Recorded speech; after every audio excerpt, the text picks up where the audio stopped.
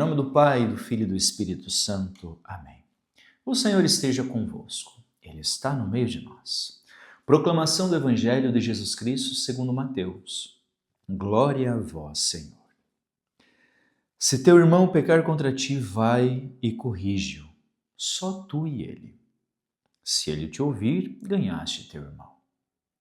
Se ele não te ouvir, toma consigo mais uma ou duas pessoas, de modo que toda a questão seja decidida sob a palavra de 2 ou 3 testemunhas.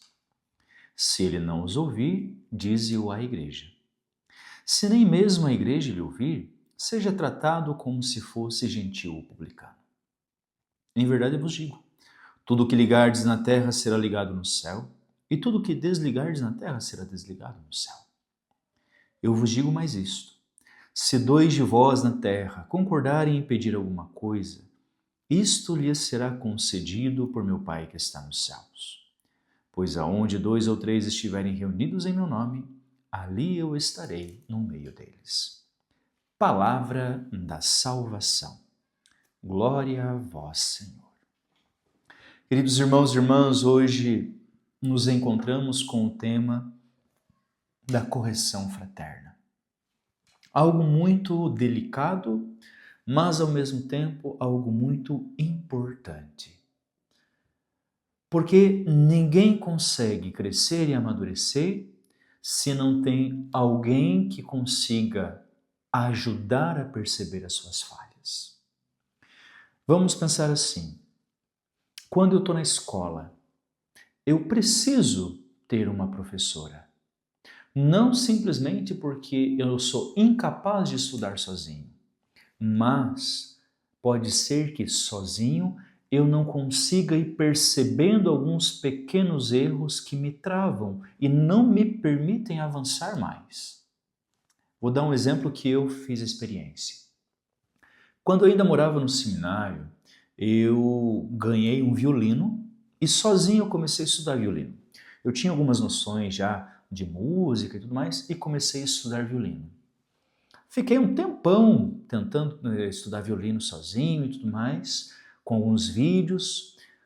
Aprendi algumas coisas, mas eu não conseguia avançar, eu não conseguia destravar. Era sempre aquela mesma coisa, sabe? Eu tinha dificuldade de seguir em frente. Até um dia que decidi entrar numa escola de música. E a professora, ela começou a fazer pequenos ajustes na forma com que eu segurava o violino, na forma como eu olhava o violino, na forma como eu trabalhava o movimento. E apenas esses pequenos ajustes foram capazes de me fazer ir à frente, ir adiante. E não é porque eu era ruim, e não é porque eu era maldoso nos meus erros, mas é porque sozinho eu não conseguia percebê-los. E aquela professora, vivendo a correção, me ajudou olhando as minhas limitações, me ajudou a poder ultrapassar elas e viver delas de maneira melhor.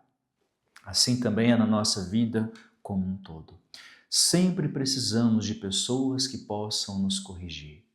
Mas, ao mesmo tempo, nós precisamos ter a coragem de corrigir o irmão. Sempre com caridade, sempre com amor.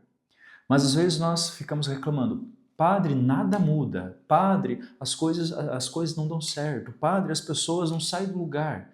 E, às vezes, eu pergunto, tá, mas você já falou com a pessoa? Você já tentou ir e explicar para... Não, padre, porque eu tenho medo ou porque vai ficar chateado. Tá, mas se você não fala, como que as coisas vão mudar? Se você não ajuda a pessoa a perceber as suas fragilidades, como que ela, que talvez não tenha percebido isso, pode dar os seus passos?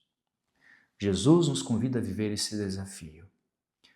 Ajudar e corrigir o próximo, com amor na caridade.